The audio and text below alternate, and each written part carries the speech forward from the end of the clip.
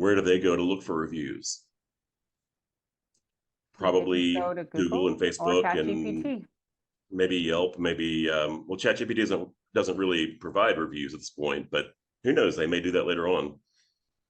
But is it kind of is it influenced by them? I mean, I guess it's using all signals that it can possibly Yeah, they do find, pull but definitely from, especially the bigger ones, but they also pull from other sources of information like LinkedIn.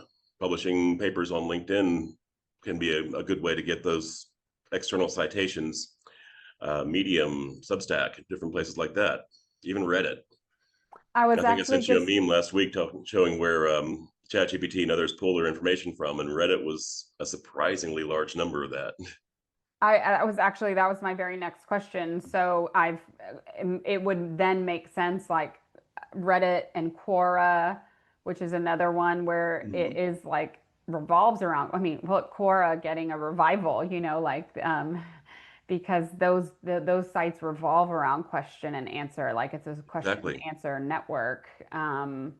That is where one place, and maybe just for the simplicity, like we said, of the information is delivered in an easy way for the search engine to answer the question. Right.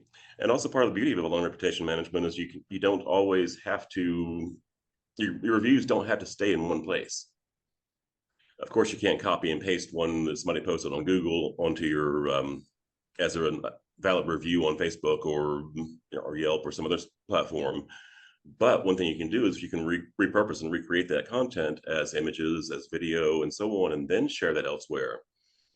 And then it's got that additional credibility saying, you've got there's like a scale of credibility of reviews. If you've got just the initials or just the first name or something like that, then people might read that and say, oh, well, they could have just made that up and just wrote that name down. But if it's associated with the full name, with a job title, company name, city, things like that, it becomes a little bit more credible the more detail you've got there.